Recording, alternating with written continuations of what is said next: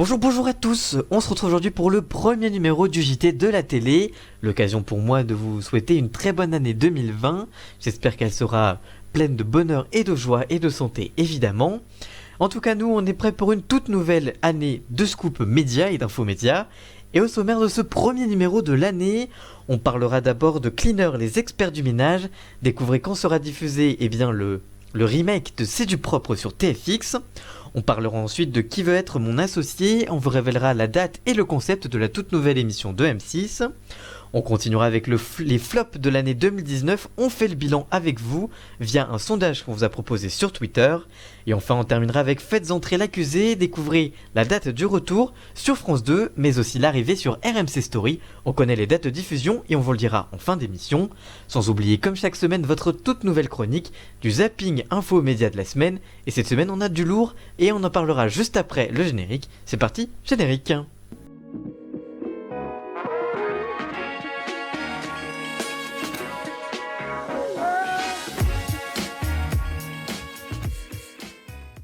On commence cette émission avec Cleaner, les experts du ménage. Découvrez la date de diffusion du remake de C'est du propre sur TFX. Près de 7 ans après l'arrêt de C'est du propre, TFX relance le genre avec une toute nouvelle formule intitulée Cleaner, les experts du ménage. Exit Daniel et Béatrice, cette toute nouvelle émission est une adaptation du format britannique Obsessive Compulsive Cleaner et sera gérée par 4 pros du ménage. Ils se rendront au domicile de 2 particuliers qui ont renoncé depuis bien longtemps à l'idée de faire le ménage chez eux. En fonction du problème identifié, ce seront Alexandre, un chef cuisinier de 2 mètres, intraitable sur la propreté, Leslie ou Laura qui sont dans le métier du ménage, ou encore Zach, un blogueur spécialisé du rangement avec des astuces de grand-mère qui interviendront au cours du programme. Au cours d'ailleurs de ce premier numéro, vous ferez la rencontre de Sylvie, 44 ans, qui cumule 3 emplois 7 jours sur 7. Cet emploi du temps surchargé ne lui laisse pas le temps de faire le ménage chez elle en Ardèche et s'est laissé déborder. Mais aussi Olivier, 28 ans, qui assume n'avoir rien rangé ni fait le moindre brin de ménage chez lui depuis près d'1 an. Ainsi, l'appartement qu'il occupe depuis 1986 est resté tel quel, je vous laisse imaginer ce que ça donne. Les cleaners devront donc remettre en ordre et inculquer à ces particuliers débordés les bons gestes à respecter au quotidien niveau ménage.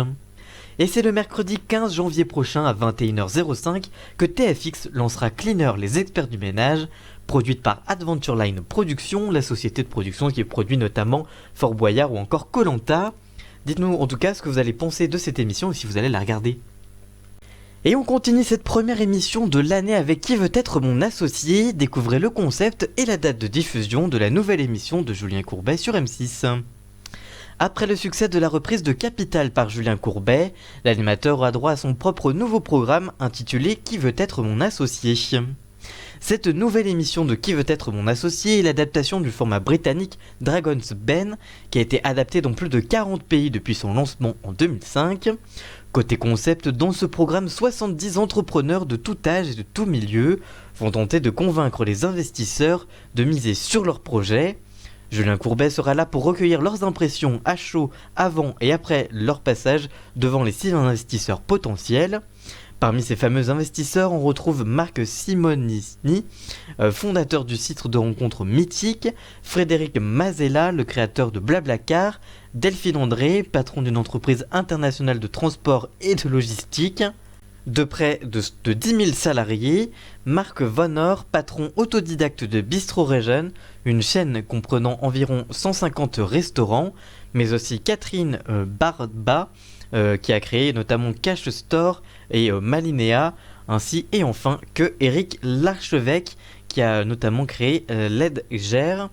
À l'issue de chaque présentation des projets, ce sont eux qui choisissent d'investir ou non en échange d'actions dans les sociétés concernées. Et c'est le mardi 14 janvier prochain à 21h05 que M6 diffusera le lancement de Qui veut être mon associé, présenté par Julien Courbet sur M6.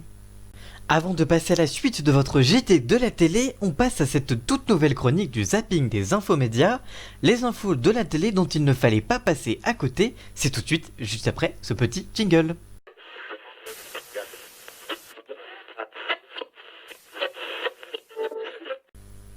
Et on commence ce zapping avec les audiences du Réveillon, et c'était mardi soir, et Karine Ferry et Christophe Beaugrand étaient aux commandes du Grand Bêtisier du 31, et arrivent donc leader avec 3,2 millions de téléspectateurs devant TF1. De son côté, France 2 diffusait la chanson française faite le 31 avec Sophie Davant, Daphné Burki et Faustine Bollard qui a attiré 2,8 millions de personnes. Quant à Capitaine Marlowe sur la 3, eh bien, elle est arrivée à convaincre 2,3 millions de fidèles. Le grand perdant du Réveillon, c'est M6 avec son divertissement Les artistes remontent le temps présenté par Julia Vignali. Ce dernier n'a captivé que 625 000 personnes. Enfin, des trains pas comme les autres sont arrivés leader TNT avec 531 000 personnes. Dimanche, de nombreux téléspectateurs habitant dans les communes du nord de la France ne captaient plus la télévision. En effet, dans plusieurs secteurs ont été touchés par un problème de réception manifesté par des coupures du signal ou l'absence totale de certaines chaînes. De plus, certains téléspectateurs recevaient des chaînes anglaises au lieu des équivalentes françaises. Cet incident concerne aussi la radio puisque des auditeurs ont capté une radio danoise depuis les Flandres. Plusieurs foyers sont parvenus à retrouver la totalité des chaînes de télévision en lançant une recherche de canaux. D'autres ont eu encore des difficultés à recevoir correctement toutes les chaînes encore ce lundi, un incident dû à des problèmes météorologiques. Ce lundi, Netflix a dressé un classement des films, des séries et des documentaires les plus regardés en France en 2019. Pour constituer cette liste, la plateforme a pris les programmes ayant un minimum de 2 minutes de visionnage dans les 28 premiers jours de sa sortie sur la plateforme. Toutes les catégories confondues, c'est sans surprise La Casa de Papel qui est arrivé premier avec le contenu le plus visionné en France en 2019, devant la récente The Witcher, le film Six Underground. Au pied du podium, on retrouve Sex Education, dont la nouvelle saison arrive très vite, et Umbrella Academy, seule production française qui apparaît dans ce classement, Family Business à la 10e place. Et enfin, à partir du lundi 20 janvier à 18h10 sur TF1, semaine spéciale dans Bienvenue chez nous pour accueillir Studio Daniel, le duo star des réseaux sociaux. Daniel, la grand-mère la plus drôle du web, accompagné d'Arthur, son petit-fils de cœur. Ils participeront à la compétition comme les autres, aux côtés des 4 binômes de propriétaires. Intraitables sur tous les points, ils vont juger et noter la décoration, la propriété et surtout la propreté plutôt, et surtout l'accueil des hôtes au même titre que les autres invités professionnels. Voilà donc pour ce zapping cette semaine.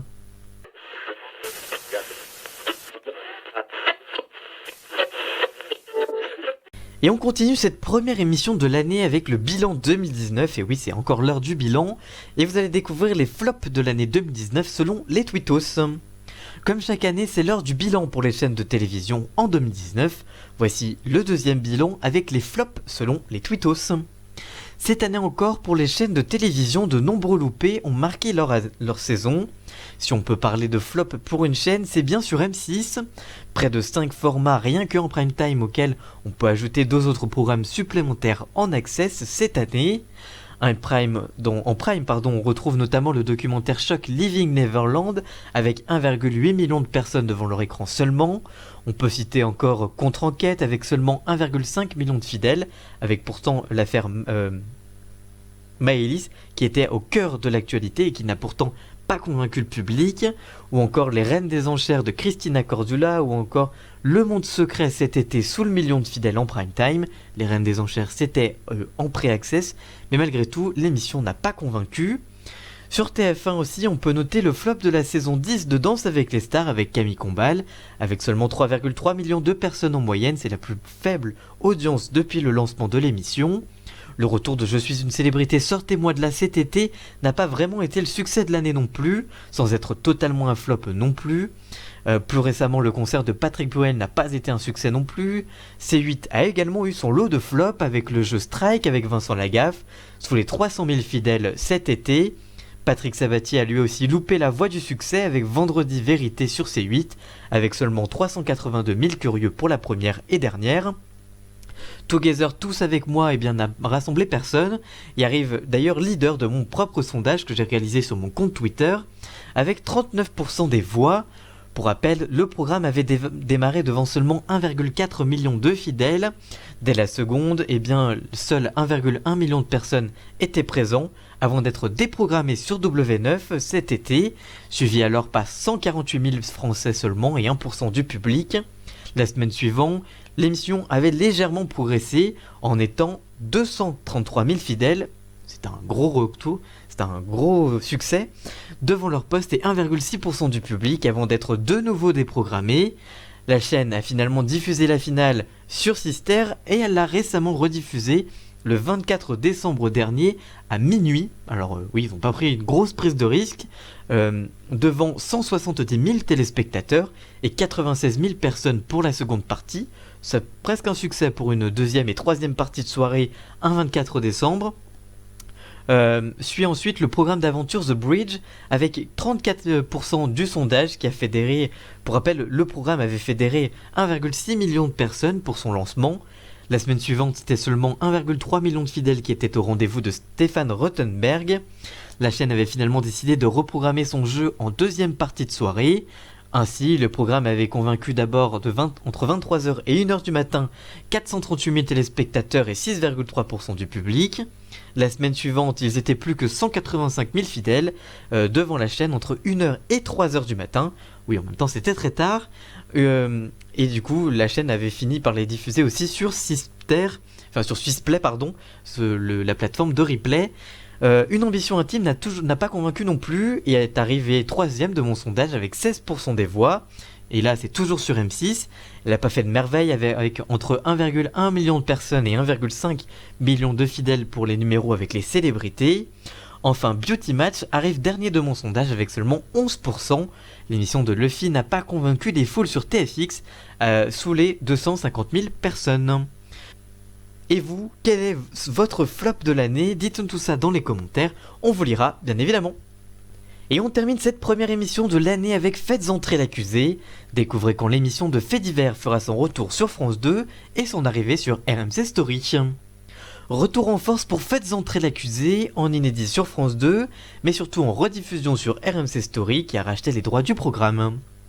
En effet, on le sait depuis quelques temps, RMC Story a racheté les droits du magazine culte de Faits divers Faites entrer l'accusé. Pour cette première rediffusion, la chaîne replongera ses téléspectateurs dans l'affaire Evelyne Boucher, une lycéenne violée et tuée en 1987. Avant de pouvoir proposer ses propres épisodes inédits qui seront tournés dans l'année, RMC Story ne doit se contenter que de rediffusion pour le moment. Un retour qui se fera en prime time quand France 2 dégainera un des 7 derniers épisodes inédits de Faites entrer l'accusé qu'elle a gardé dans ses cartons. Frédéric Lantieri sera toujours aux commandes et a déjà tourné ses épisodes il y a de nombreux mois, alors seulement que 2 épisodes inédits avaient été diffusés en 2019. Le programme retrouvera sa nouvelle case du lundi en seconde partie de soirée, après la série à succès Les Rivières pourpres. Pour ce premier numéro inédit de la saison, c'est l'affaire Alain Duret qui sera traitée, l'histoire d'un homme qui pour une vengeance, suite à l'accident qui a coûté la vie à son propre fils, Rodolphe Buret, a tué Maëva Rousseau, une jeune femme de 23 ans, devant son bébé.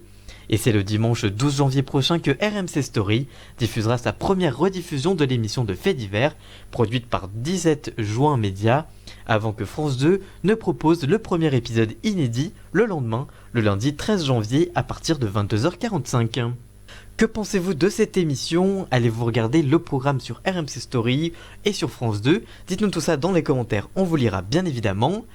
Mais vous pouvez aussi réagir sur tous les autres programmes dont on vous a parlé, sur les flops de l'année 2019, mais aussi de Cleaner, les experts du ménage, ce que vous en pensez de cette émission, ou encore de la nouveauté Qui veut être mon associé. Dites-nous tout ça dans les commentaires, on vous lira bien évidemment. Merci d'avoir suivi ce nouveau numéro du JT de la télé, merci de l'avoir suivi. Si je vous a plu, n'hésitez pas à le liker, le commenter, le partager, et même à vous abonner s'il vous a vraiment plu, et pour ne pas louper les prochains numéros. Et on se retrouve très vite pour une toute nouvelle vidéo, et lundi pour l'extrait de cette émission. A très bientôt, ciao!